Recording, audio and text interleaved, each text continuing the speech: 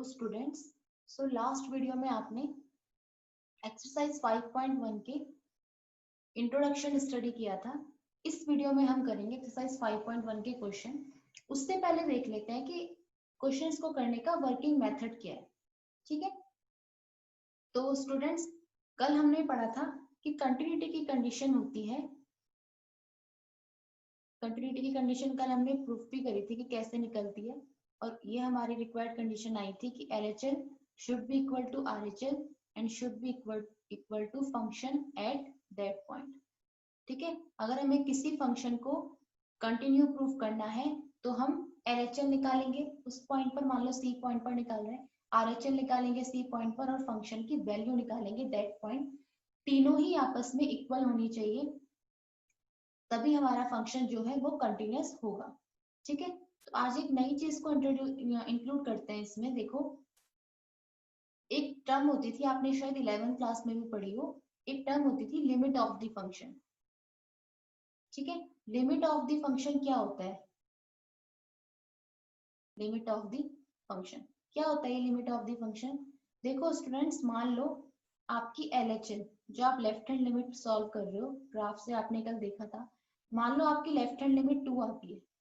ठीक है, और राइट हैंड लिमिट भी क्या आती है आपकी? 2 आती है। तो लेफ्ट हैंड लिमिट और राइट हैंड लिमिट अगर आपस में इक्वल हो तो ये जो इक्वल वाली वैल्यू है, मतलब जो कॉमन वैल्यू है, इसी को बोलते हैं फंक्शन की लिमिट। बात समझ में आई? Left hand limit and right hand limit अगर आपस में इक्वल हो तो वो जो कॉमन वैल्यू है, जो दोनों में इक्वल है, ठीक है, मतलब जो कॉमन वैल्यू आ रही है, उस कॉमन वैल्यू को बोला जाता है लिमिट ऑफ द फंक्शन। ठीक है, तो किसी भी फंक्शन को for a function B continuous, किसी भी फंक्शन को अगर मुझे कंटिन्यूअस प्रूफ करना है तो एक तो तरीका ये है कि मैं LHL निकालूं, RHL निकालूं और तीनों को, और फंक्शन की वैल्यू निकालूं और तीनों को आपस में क्या कर दूं? इक्वल कर दूं। एक तरीका तो ये है।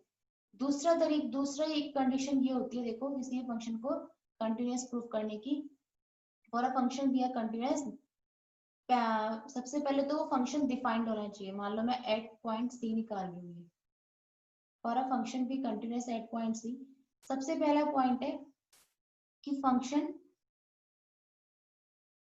Function be defined. सबसे पहले जो आपका फंक्शन है ना, वो डिफाइंड होना चाहिए एट पॉइंट C।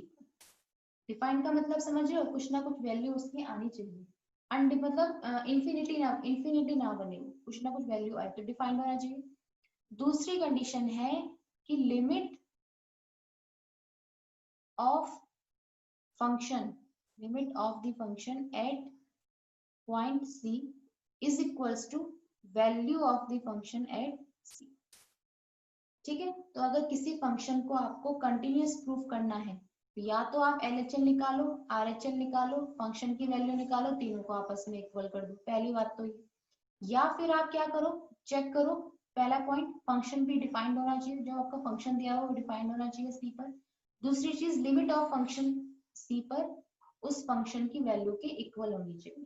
ठीक है, एक तरह से देख लो, अगर देखा जाए तो ये LHL RHL की जगह बस मैंने क्या लिख दिया? Limit of function.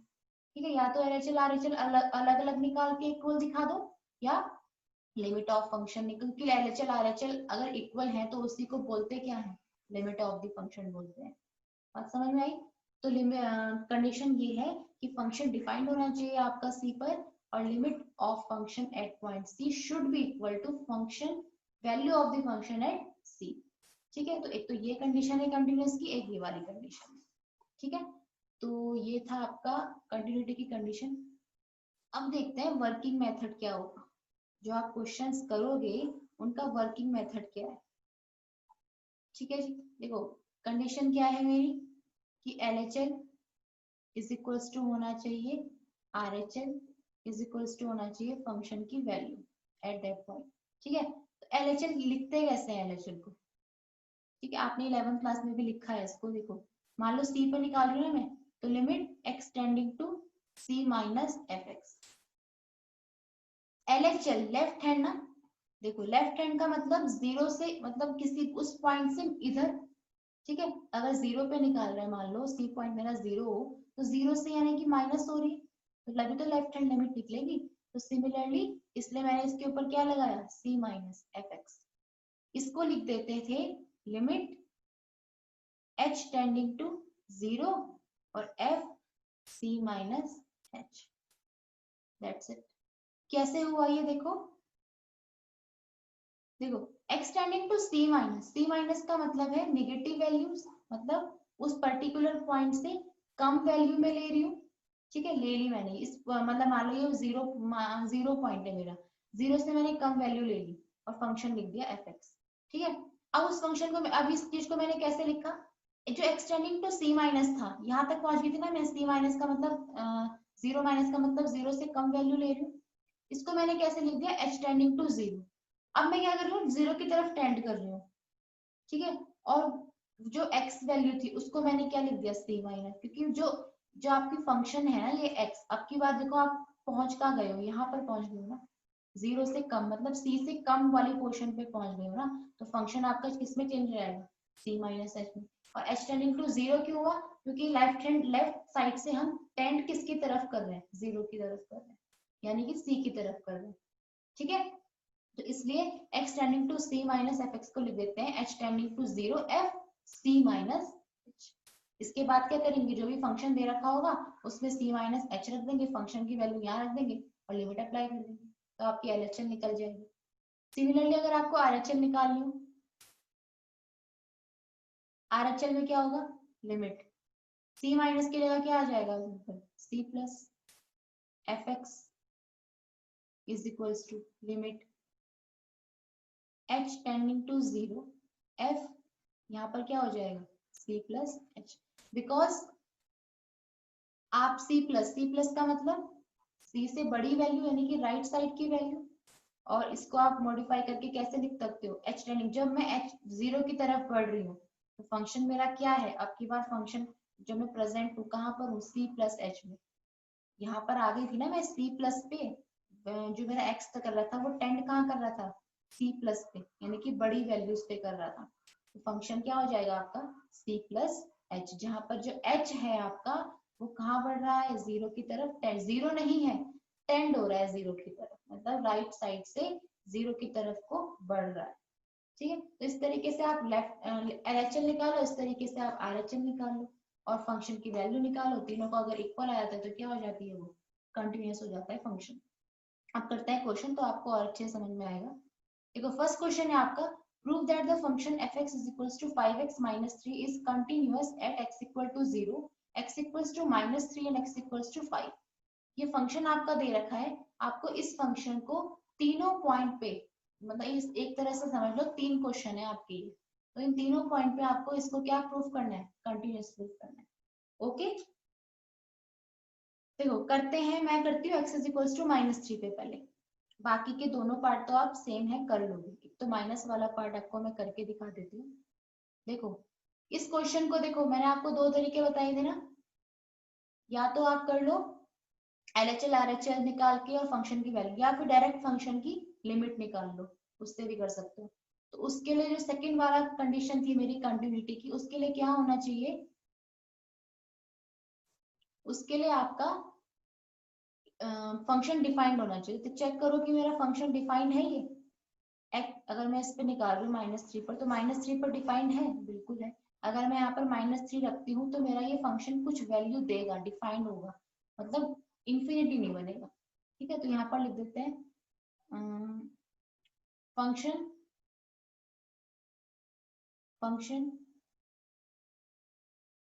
f(x) is equals to 5x minus 3 is defined at x equals to -3। ठीक है, फंक्शन डिफाइंड है आपका। अब आप क्या निकालोगे, limit x tending to -3 f(x)। यहाँ पर आप LHS RHS left hand limit right hand limit अलग अलग ला निकाल के कॉमन लिमिट निकाल लो। ठीक है, is equals to limit x tending to -3, f(x) की जगह क्या रख दोगे, फंक्शन 5x -3। ठीक है जी, कितना आ जाएगा आपका ये लिमिट, आप लिमिट यहाँ पर अप्लाई कर दो डायरेक्ट, तो लिमिट क्या हो जाएगी आपकी, देखो जब x की जगह -3 पुट करोगे, ये हो जाएगा 5 इंटू -3 इज इक्वल टू, देखो -15 -3 कितना हो जाएगा, -18। ठीक है, अब आप निकालो function at -3, it means function की वैल्यू निकालो -3 पे, तो f -3 यानी कि ये हो जाएगा आपका 5 इंटू -3 -3, ये भी सॉल्व करके कितना आएगा 18 -18। ठीक है, तो यहाँ पर लिख दोगे आप, since limit x tending to -3 fx is equals to f -3, so function fx is equals to 5x -3 is continuous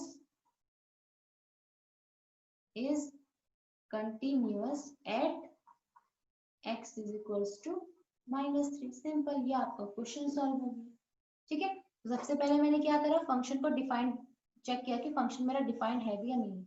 ठीक है, फंक्शन डिफाइंड था, उसके बाद मैंने लिमिट निकाली, फंक्शन की वैल्यू निकाली, देखा मैंने दोनों आपस में मेरी इक्वल आ रही है, -18 तो मेरा फंक्शन कैसा हो गया, कंटिन्यूअस होगा at X is equals to -3।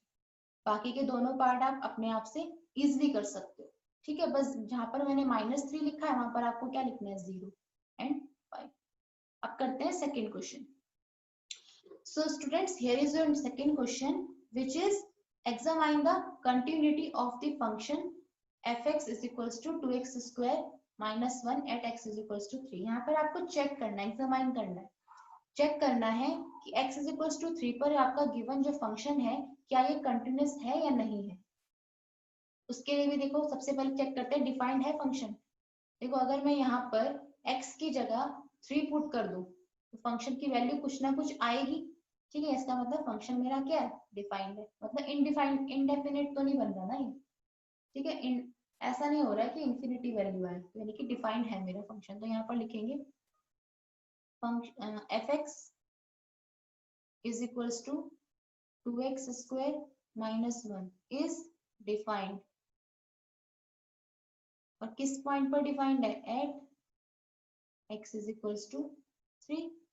ठीक है जी, और फंक्शन की वैल्यू निकाल लो, f3 है क्या आपका, फंक्शन की वैल्यू 3 पॉइंट पर कितना हो जाएगा, 2 into 3 square minus 1 is equals to, ये हो जाएगा यहाँ से 2 into 9 minus 1 is equals to 9 two 18 minus 1 17। ठीक है, अब क्या निकालते हैं, limit, limit at x is equals to 3 fx is equals to limit x tending to 3 fx की वैल्यू कितनी है, 2x स्क्वायर माइनस 1। ठीक है, अब वैल्यू रख दो आप यहाँ पर, x की जगह 3 पुट कर दो, कितना हो जाएगा, 2 into 3 square minus 1 is equals to 2 into 9 minus 1 same आएगा 17। ठीक है, तो यहाँ पर हम लिख देते हैं अपनी बात को, since limit x tending to 3 fx is equals to function at 3, so the function fx is equals to 2x square minus 1, 2x square minus 1 is continuous at x is equals to 3। ठीक है, करना कुछ नहीं है, देखो वैसे आप अगर देखा जाए इस क्वेश्चन को यहीं से देख के बता सकते थे कि कंटिन्यूअस होगा, क्योंकि देखो एक ही फंक्शन है तो लिमिट लगा के भी यही वैल्यू आएगी। ठीक है, और फंक्शन की खुद की वैल्यू भी यही होगी, तो क्या होगा, फंक्शन कंटिन्यूअस होगा।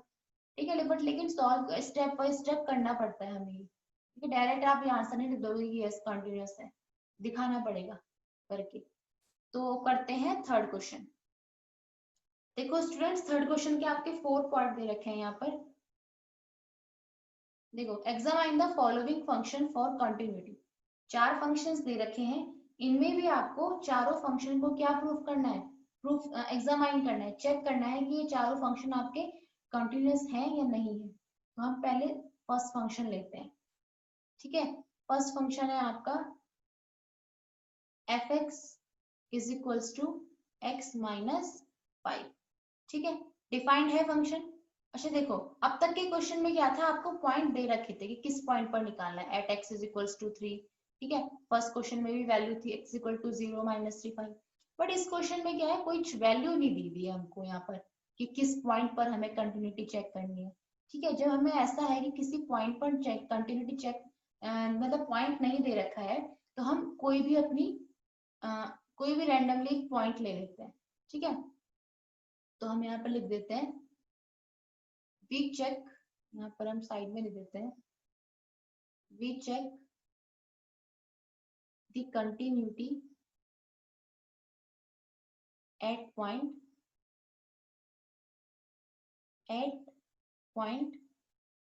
के ले लो या सी ले लो, जो मर्जी आपकी। तो हम के पर इसकी कंटिन्यूटी चेक कर रहे हैं, जहां पर के क्या है, आपका कोई रियल नंबर है, ठीक है। तो के पर कंटिन्यूटी चेक कर रहे हैं, तो सबसे पहले देखो ये डिफाइंड है के पर, ठीक है। वही अगर रियल नंबर कोई के है मेरा और उसमें से देखो अगर मैं यहाँ पर के की वैल्यू डालू तो क्या आएगा, के माइनस 5, के माइनस 5 क्या होगा, एक नंबर होगा ना, रियल नंबर में से आप कुछ माइनस कर रहे हो तो आपको रियल नंबर मिलेगा ना, अनडिफाइंड तो नहीं मिलेगा, ठीक है। मतलब इंफिनिटी तो नहीं मिलेगा, कुछ ना कुछ डिफाइंड नंबर मिलेगा। इसका मतलब जो आपका गिवन फंक्शन है is defined at point K. इसको यहाँ पर लिख देते हैं function F x is equals to function fx is equals to x minus 5 is defined at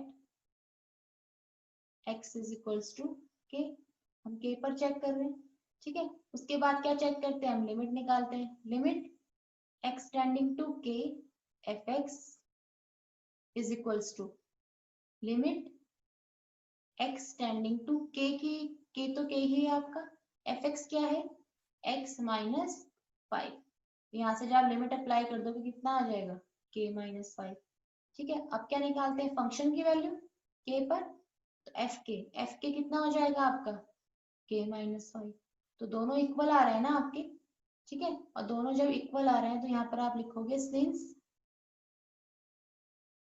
limit x tending to k F x is equals to function at k, so function x minus 5 is continuous at x is equals to k, right. तो ये आपका solve हो गया, ठीक है जी। करते हैं इसका नेक्स्ट पार्ट। देखो स्टूडेंट सेकंड पार्ट है आपका F x is equals to 1 upon x minus 5 where X does not equal to 5। देखो इसका मतलब क्या, x is not equal to 5, अगर यहाँ पर आप x की जगह 5 रख देते हो तो 5 माइनस 5 क्या हो जाएगा 0, 1 अपॉन 0 क्या बन जाएगा अनडिफाइंड, ठीक है, डिफाइंड ही नहीं होगा फंक्शन। लेकिन कंटिन्यूटी के लिए तो आपका फंक्शन क्या होना चाहिए, डिफाइंड होना चाहिए, इसलिए इन्होंने ऑलरेडी दिया हुआ है कि x is not equal to 5, ठीक है। अब हमें इस फंक्शन की क्या करनी है, कंटिन्यूटी को एग्जामिन करना है। सबसे पहले लिखेंगे, देखो हम यहाँ पर जो पॉइंट ले रहे हैं यहाँ पर भी वही लिखेंगे हम for any real number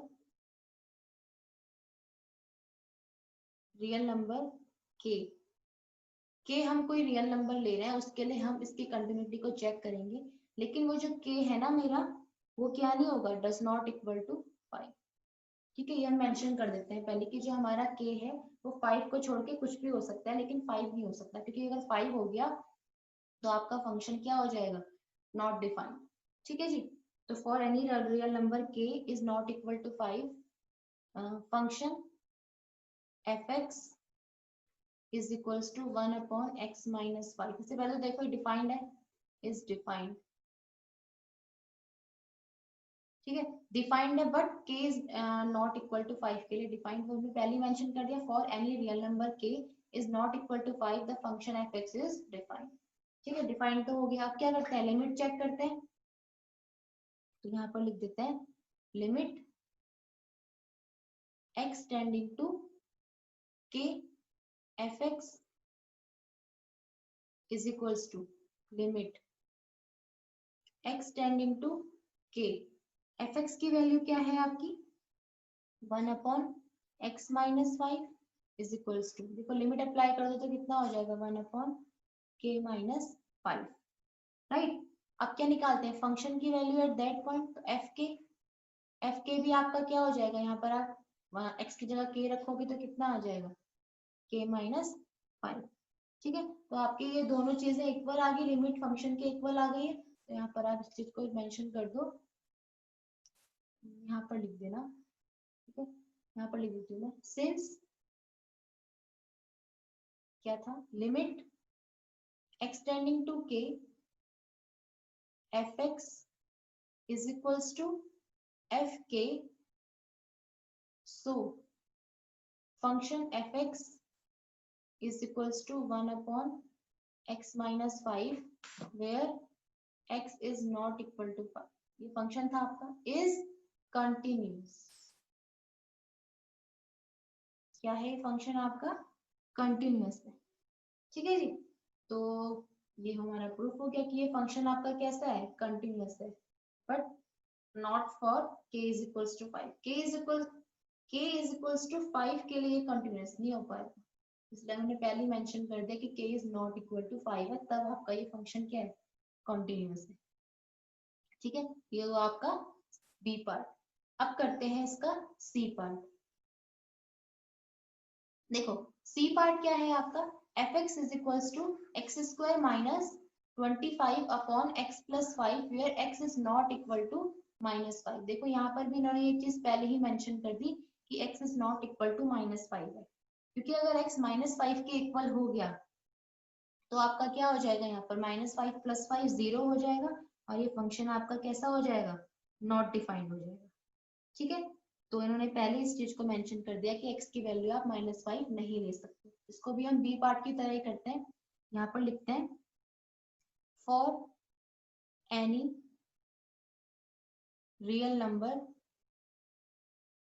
k ले लो या फिर c भी ले सकते हो, आप कुछ भी ले लो, c ले लेते हैं आपकी बात। For any real number c is not equal to -5 function f(x) is equals to x square minus 25 upon x plus 5 is defined. सबसे पहले तो हमें ये चेक करना होता है ना कि ये डिफाइंड होना चाहिए, डिफाइंड है पर किसके लिए नहीं है, c इज इक्वल्स टू -5 के लिए नहीं है, इसमें पहले ही हमने लिख दिया कि c is not equal to -5। अब क्या चेक करते हैं, लिमिट निकालते हैं फंक्शन की। So limit x tending to c f(x) is equals to limit x tending to c, f(x) क्या है, x square minus 25 upon x plus 5। ठीक है, देखो इस चीज को ऐसे भी लिख सकते हैं, limit x tending to c, देखो एक्स स्क्वायर माइनस 25 है, इसको ऐसे लिख सकते हैं एक्स स्क्वायर माइनस 5 का स्क्वायर। ठीक है, x square minus 5 square upon x plus 5, ये हो जाएगा limit x tending to c। देखो a square minus b square का फॉर्मूला ओपन कर देंगे तो क्या हो जाएगा, a minus b a plus b. ठीक है, अपॉन में आपका है x प्लस 5, x प्लस 5 से x प्लस 5 कैंसिल हो गया, तो आपका यहाँ पे कितना बचा है, सिर्फ limit x tending to c x minus 5, और यहाँ पर जब आप लिमिट अप्लाई कर दोगे तो कितना आ जाएगा, c माइनस 5। यहाँ पर आप लिख देना as c is not equal to -5। ठीक है, तो यानी कि लिमिट की वैल्यू कितनी आ गई आपकी, c माइनस 5।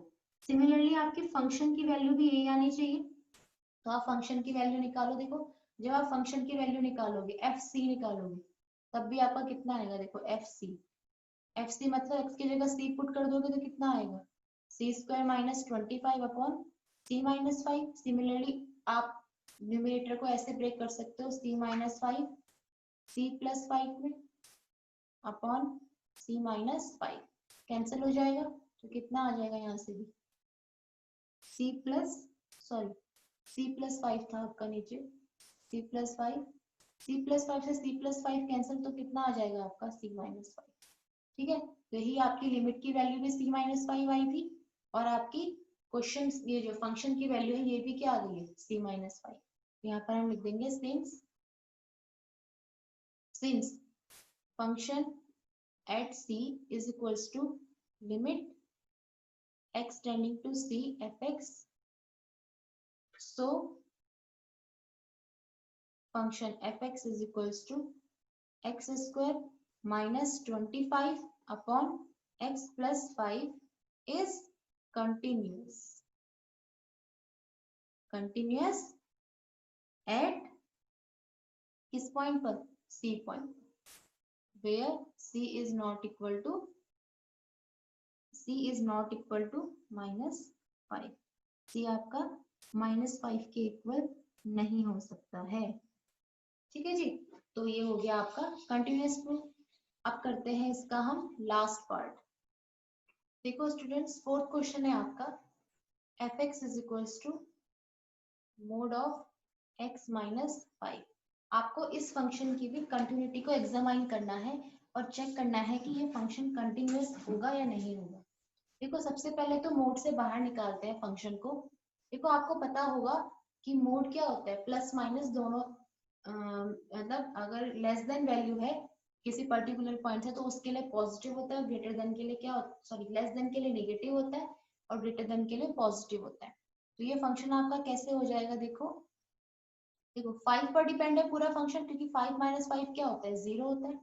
ठीक है, तो यानी कि एक पार्ट तो बनेगा इसका x लेस देन 5 और एक पार्ट बन जाएगा इसका x ग्रेटर देन 5 का। ठीक है, तो देखो x लेस देन 5 के लिए फंक्शन क्या होगा, देखो x लेस देन 5 के लिए जब मेरा x लेस देन 5 है तो लेस देन 5 से कोई वैल्यू रखो, 4 माइनस 5 रखो कितना आएगा -1, 3 माइनस 5 रखो -2, 2 माइनस 5 रखो माइनस, क्योंकि माइनस में वैल्यूज आ रही है, यानी कि आपका फंक्शन कैसा हो रहा है लेस देन वैल्यू के लिए माइनस हो रहा है, यानी कि आपका फंक्शन कैसा हो जाएगा x माइनस 5। इसको आप कैसे लिख सकते हो 5 माइनस x लिख सकते हो। ठीक है, तो यानी कि for x less than 5 function की वैल्यू क्या आ गई 5 माइनस x।